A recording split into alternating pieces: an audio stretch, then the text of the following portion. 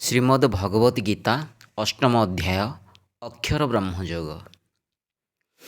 ଅର୍ଜୁନ ଉବାଚ ବ୍ରହ୍ମ କଣ ଅଧ୍ୟାତ୍ମ କଣ କର୍ମ କଣ ମଧୁସୂଦନ ଅଧିଭୂତ ଓ ଅଧିଦେବ କାହାକୁ କହନ୍ତି ମାଧବ ଅଧିଯଜ୍ଞ କିଏ କହ୍ନେଇ କିପରି ଦେହରେ ରୁହଇ ମୃତ୍ୟୁ କାଳେ ସଂଯମୀ ଜୀବ ତୁମ୍ଭକୁ କିପରି ଜାଣିବ। ଶ୍ରୀ ଭଗବାନ ଉବାଚ ଜୀବର ଅକ୍ଷର ଚିନ୍ତନ ବ୍ରହ୍ମ ଅଟଇ ହେ ଅର୍ଜୁନ ଜୀବର ଶାଶ୍ୱତ ସ୍ୱଭାବ ଅଧ୍ୟାତ୍ମ କହନ୍ତି ଜାଣିବ। ନିଶ୍ଚଳ ଚିରନ୍ତନ ସତ୍ତା ତ୍ୟାଗ କରେ ତା ନିଶ୍ଚଳତା ନିଶ୍ଚଳତା ତ୍ୟାଗ କରିଣ ଉଦ୍ଭବ କରେ ଜୀବଗଣ। ଜୀବ ଶରୀରର ପାଳନ ନିମନ୍ତେ ହେବା କ୍ରିୟାମାନ କର୍ମ କହନ୍ତି ହେ ଅର୍ଜୁନ କୁରୁ ଶ୍ରେଷ୍ଠ କୁନ୍ତୀ ନନ୍ଦନ। କ୍ଷୟଶୀଳ ଜଡ଼ ପ୍ରକୃତି ଅଧିଭୂତ ତାକୁ କହନ୍ତି ବିରାଟ ପୁରୁଷ ଅଚ୍ୟୁତ ସେ ଅଧିଦେବ କୁନ୍ତୀ ସୁତ।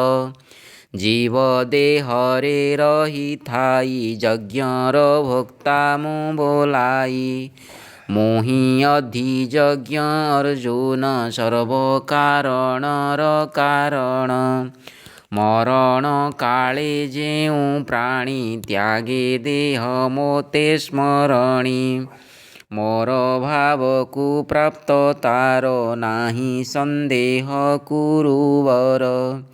ଜୀବନ କାଳେ ଯାହା ଭାବ ମରଣ କାଳେ ସେଇ ଭାବ ଜୀବନ କାଳେ ଯାହା ଭାବ ମରଣ କାଳେ ସେଇ ଭାବ।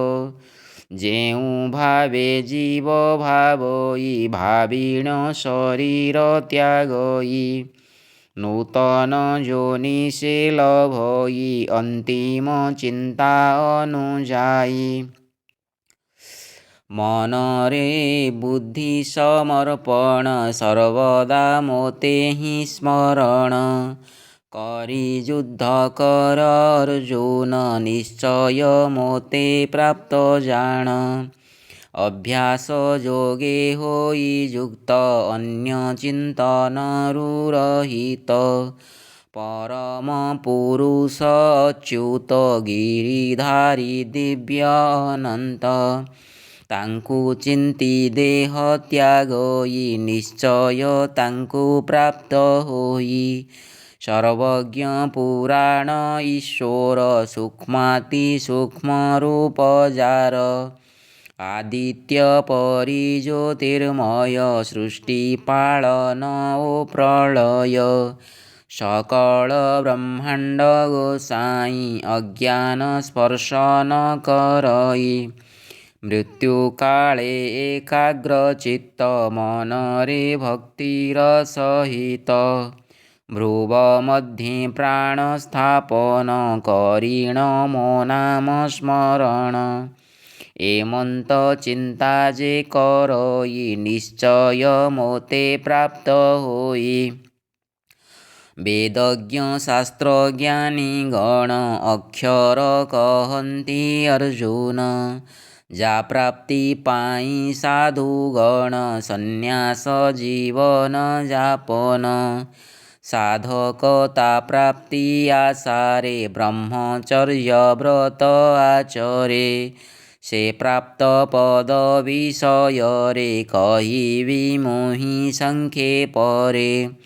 ସର୍ବଦ୍ୱାର ରୁଦ୍ଧ କରିଣ ମନକୁ ହୃଦଏ ରଖିଣ ପ୍ରାଣକୁ ମୂର୍ଧ୍ନିରେ ସ୍ଥାପନ ଓଂ ବୀଜ ମନ୍ତ୍ରକୁ ସ୍ମରଣ।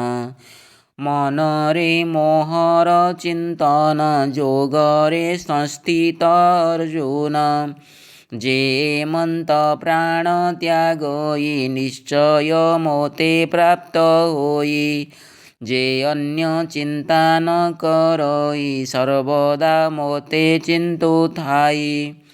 ସେ ନିତ୍ୟ ଯୁକ୍ତ ଯୋଗୀ ପାଇଁ ସହଜ ଲବ୍ଧ ମୁଁ ହୁଅଇ। ଯେଉଁ ଯୋଗୀ ମୋତେ ଲଭଇ ପରମ ମୋକ୍ଷ ପାଇଥାଇ। ପୁନର୍ଜନ୍ମ ତାର ନ ହୋଇ ଦୁଃଖାଳୟକୁ ନ ଫେରଇ।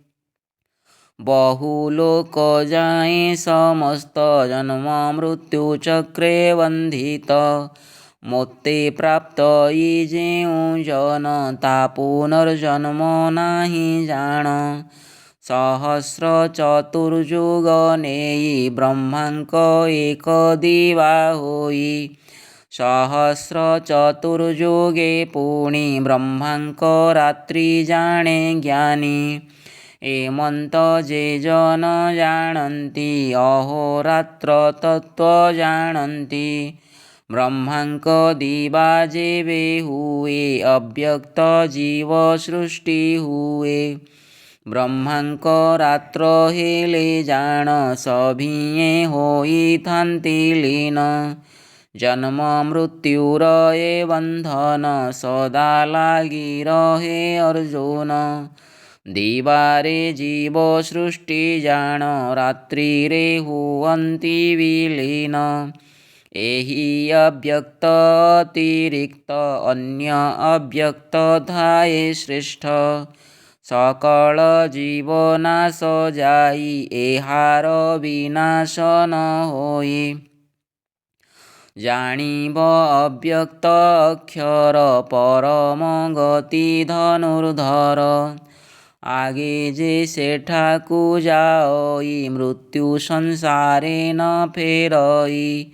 ସେ ଧାମ ମୋହର ଅଟଇ ଏମନ୍ତ ସତ୍ୟ ଜାଣ ତୁହି। ଶ୍ରେଷ୍ଠ ସେ ପରମ ପୁରୁଷ ଜୀବ ଅନ୍ତରେ ଯାର ବାସ।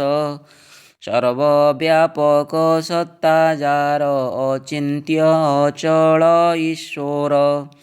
ବିଶ୍ୱବ୍ରହ୍ମାଣ୍ଡେ ଯିଏ ବ୍ୟାପ୍ତ ଅନନ୍ୟ ଭକ୍ତିରେ ସେ ପ୍ରାପ୍ତ। କେଉଁ କାଳେ ଦେହ ତ୍ୟାଗିଣ ପୁନର୍ଜନ୍ମ ହୁଏ ଅର୍ଜୁନ। ଦେହ ତ୍ୟାଗ ପୁଣି କେ କାଳେ ନ ହୁଏ ପୁନର୍ଜନ୍ମ ଭଲେ। ଯେ ସେ ତତ୍ତ୍ୱ ବିଷୟେ ଅର୍ଜୁନ କହୁଛି ମନ ଦେଇ ଶୁଣ। ଅଗ୍ନି ଜ୍ୟୋତିର ଅଧିପତି ଦିବସେ ଯେଉଁ ମାର୍ଗେ ଥାନ୍ତି। ଶୁକ୍ଳ ପକ୍ଷର ଅଧିପତି ଉତ୍ତରାୟଣ ଅଧିପତି। ସେ କାଳେ ଦେହ ତ୍ୟାଗ କଲେ ସଂସାର ନ ଫେରନ୍ତି ଭଲେ। ଯେ ମାର୍ଗେ ଧୂମ ଅଧିପତି ରାତ୍ର ଅଧିପତି ରୁହନ୍ତି। କୃଷ୍ଣ ପକ୍ଷର ଅଧିପତି ଦକ୍ଷିଣାୟନ ଅଧିପତି। ସେ କାଳେ କଲେ ଦେହ ତ୍ୟାଗ ଚନ୍ଦ୍ରଜ୍ୟୋତିକୁ ପ୍ରାପ୍ତ ହେବ। ଚନ୍ଦ୍ରଜ୍ୟୋତି ପ୍ରାପ୍ତ ହୋଇଣ ସଂସାରେ ଫେରିବ ଅର୍ଜୁନ। ଶୁକ୍ଳ କୃଷ୍ଣ ମାର୍ଗ ଉଭୟ ଶାଶ୍ୱତ ମାର୍ଗ ଅଟେ ଦ୍ୱୟ। ଗୋଟିଏ ମୁକ୍ତି ପ୍ରଦାୟକ ଅନ୍ୟଟି ବନ୍ଧନ କାରକ। ଦିମାର୍ଗ ବିଷ ଜାଣିଥାନ୍ତି ଯୋଗୀ ମୋହିତ ନ ହୁଅନ୍ତି। ନ ହୋଇ ତୁମେ ବିଚଳିତ ସର୍ବଦା ରୁହ ଯୋଗନିଷ୍ଠ। ବେଦରେ ତଥା ତପସ୍ୟାରେ ଯଜ୍ଞ ତଥା ଦାନ କର୍ମରେ। ଯେଉଁ ପୁଣ୍ୟ ଫଳ ମିଳଇ ଅକ୍ଷର ବ୍ରହ୍ମ ତତ୍ତ୍ୱ ପାଇ। ସେ ଫଳ ଯୋଗୀ ପାଇଥାଇ ମୋ ଧାମକୁ ପ୍ରାପ୍ତ ହୁଅଇ। ପ୍ରଭୁଙ୍କର ସଦା ଚିନ୍ତନ ପ୍ରଭୁ ଚରଣେ ଦେଇ ମନ। ପ୍ରତ୍ୟେକ ଶ୍ୱାସରେ ଶ୍ରୀକୃଷ୍ଣ ଧ୍ୟାନରେ ଶ୍ରୀପାଦ ଦର୍ଶନ। ସମଗ୍ର ବିଶ୍ୱ ଅଧିପତି ତୁମଠି ଥାଉ ମୋର ମତି। हेमंत मने चिंता करी कृष्णदास निज वैरी अक्षर ब्रह्म जोग तत्व पढ़ी सबू संस्कृत सुकृत। ओं तत्सदिति श्रीमद्भगवद्गीतासूपनिषत्सु ब्रह्मविद्यायां योगशास्त्रे श्रीकृष्णार्जुनसंवादे अक्षरब्रह्मयोगो नाम अष्टमोऽध्यायः।